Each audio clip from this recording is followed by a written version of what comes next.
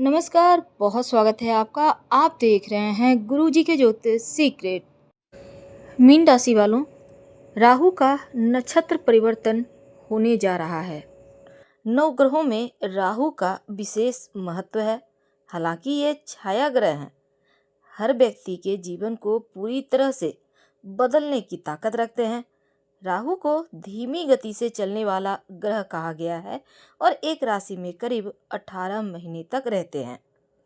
तो राशि चक्र में गोचर करेंगे। अगर हर राशि में तो कई साल लगते हैं, लेकिन शनिदेव और गुरु जो बृहस्पति हैं उनके बाद राहु ही एक ऐसा ग्रह है जिनकी गोचर की अवधि अधिक होती है। तो राहु इस समय नक्षत्र परिवर्तन करने जा रहे हैं। देखिए, राहु क्रूर ग्रह हैं और शनिदेव के नक्षत्र उत्तरा भाद्रपद नक्षत्र में प्रवेश कर चुके हैं। तो उत्तरा भाद्रपद नक्षत्र के तीसरे पद में गोचर कर रहे हैं और 10 जनवरी 2025 तक यहीं पर रहेंगे। राहु के नक्षत्र परिवर्तन का सबसे ज़्यादा प्रभाव नकारात्मक और सकारात्मक दोनों ही तरह का हालांकि प्रभाव होता है। जैसे कि उत्तरा भाद्रपद नक्षत्र में राहु हो तो व्यक्ति इस पीरियड में धार्मिक हो जाता है, सिद्धांतवादी होता है और वैवाहिक जीवन में थोड़ा सा राहु अलगाव भी करवाता है। मांसाहारी होना, हड्डियों की मुश्किलें परेशान करना, शत्रु पीड़ा होना, ये नकारात्मक पक्ष हैं। हालांकि वैदिक ज्योतिष के अनुसार अग्नि तत्व है और यहाँ पर सभी नक्षत्रों में इसे स्थिर नक्षत्र माना जाता है। इस नक्षत्र में यानी उत्तरा भाद्रपद नक्षत्र के प्रथम पद में, प्रथम चरण में व्यक्ति को धर्म की तरफ मोड़ता है राहु। वैवाहिक जीवन में लेकिन बाधाएं देता है, चरित्र को मलिन करता है, मांसाहार की तरफ अग्रसर होता है और थोड़ा हड्डियों की मुश्किलें देता है। लेकिन जैसे ही राहु उत्तरा भाद्रपद नक्षत्र के द्वितीय चरण में जाते हैं तब बात रोक देता है, समाज में अपमानित करवाता है और पारिवारिक जीवन में थोड़ा दुख देता है। वहीं राहु उत्तरा भाद्रपद नक्षत्र के जब तृतीय चरण में जाते हैं तब व्यक्ति से काम ज़्यादा करवाते हैं, स्त्रियों से संबंध बनता है, बिगड़ता है, या फिर ऐसा कहें कि अगर छेड़छाड़ करेंगे तो अपमानित भी करवाएगा राहु। यानी प्रेम नहीं मिलता, कष्ट मिलता है ज़्यादा।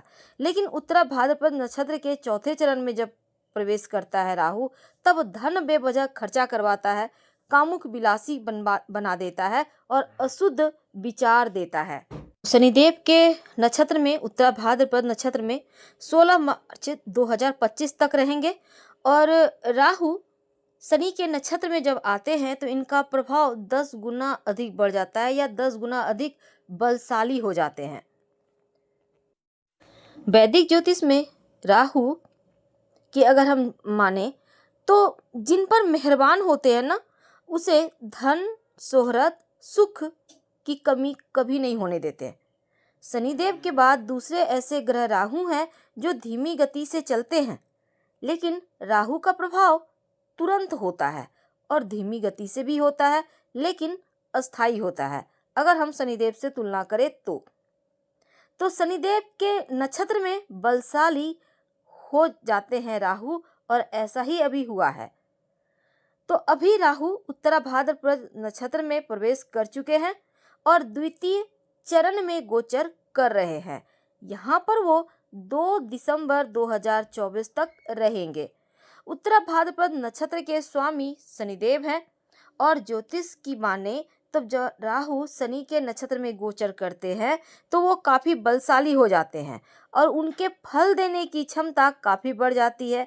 तो राहु की बदली हुई इस चाल का आपके ऊपर क्या प्रभाव पड़ेगा, यही आज जानेंगे हम विस्तार से। वीडियो के अंत तक बने रहिए और ये प्रेडिक्शन चंद्र राशि पर आधारित है।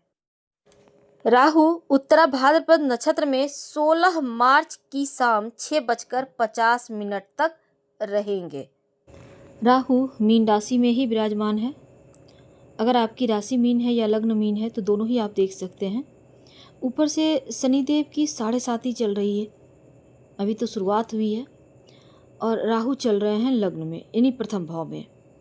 राहु के अभी करीब 8 महीने बचे हैं। 16 मार्च 2025 तक राहु आपके लिए शनिदेव के नक्षत्र उत्तरा भाद्रपद नक्षत्र में रहेंगे। अभी तक उत्तरा भाद्रपद नक्षत्र का 4 चरणों में से एक चरण का समय पूरा हो चुका है।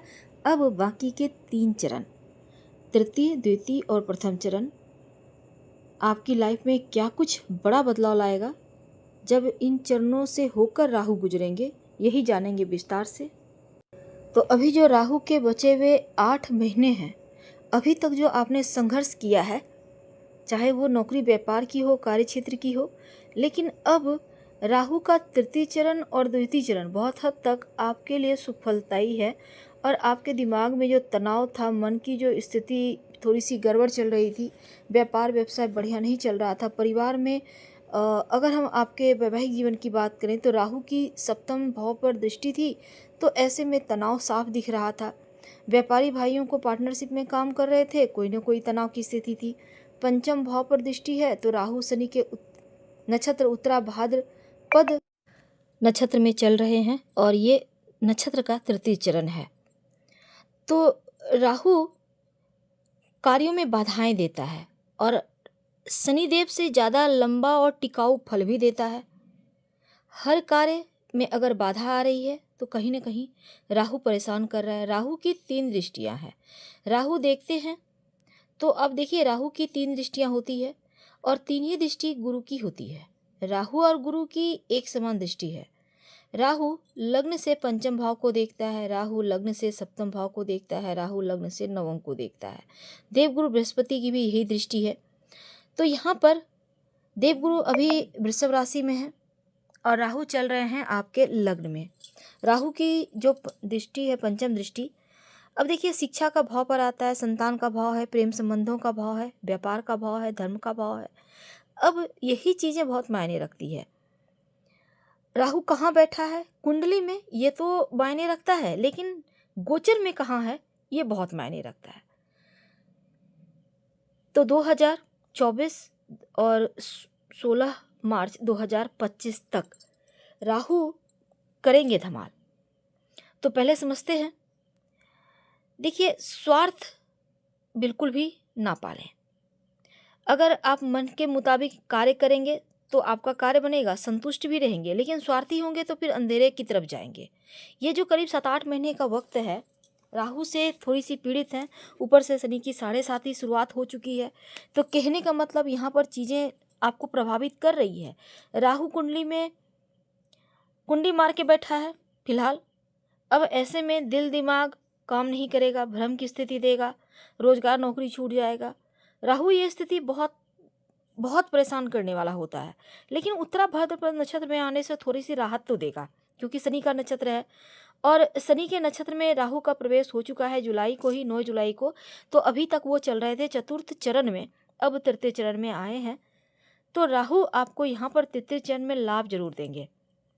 मन मर्जी राहु की चलती तो है, लेकिन राहु आपको बहुत सारे संकटों से अब बचाएगा, जो संकट दे रहे थे उससे बचाएगा। विदेश यात्रा करवाएगा, प्रेम संबंधों में, दाम्पत्य जीवन में जो मुश्किलें थी उसको समाप्त करेगा। खासकर जो विद्यार्थी थे, पढ़ाई में आपकी बाधाएं थी वो खत्म होगी। और राहु विद्यार्थियों की पढ़ाई से तो मुश्किलों को कम करेगा। खासकर जो संतान प्राप्ति के लिए प्रयासरत थे उनको संतान प्राप्ति के लिए भी योग बनेंगे। प्रेम संबंधों में दिक्कत थी वो समाप्त होगा।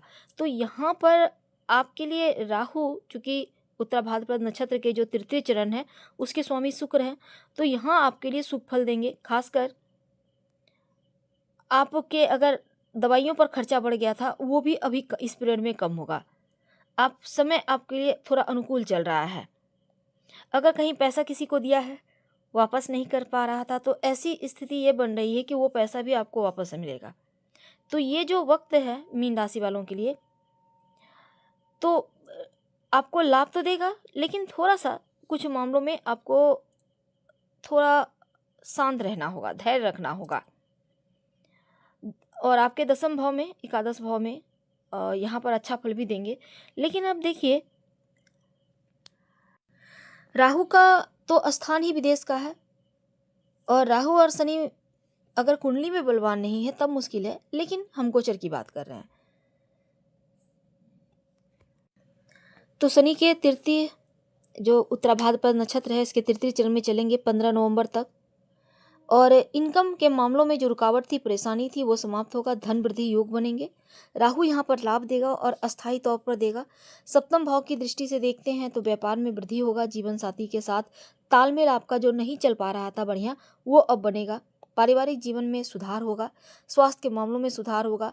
लग्न में बैठे हुए जो राहु हैं, वो आपके लिए 3 घरों का लाभ, आय भाव, व्यय भाव या खुद का लग्न का भाव, ऐसे में लाभ तो देगा, लेकिन तीसरी दृष्टि शनि की यहाँ पर भी पड़ेगी तो भी लाभ देगा। प्रेम संबंधों में जो मुश्किलें थी वो समाप्त होगा। और इस समय खासकर राहु की जो दृष्टि है वो आपके लिए मेहनत का फल भी देगा। मेहनत अभी तक जिस कार्य को कर रहे थे, श्रेय नहीं मिल रहा था, फायदे नहीं हो रहे थे, तरक्की नहीं कर पा रहे थे, अब वहाँ होगा। प्राइवेट सेक्टर से जुड़े हैं या आप ठेकेदारी करते हैं, दिन रात मेहनत करें, भाग्य वृद्धि के योग बनेंगे।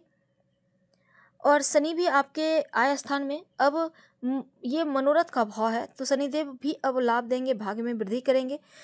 और एक दृष्टि शनि की भी दशम दृष्टि भाग्य स्थान पर है, राहु की भी दृष्टि पड़ रही है।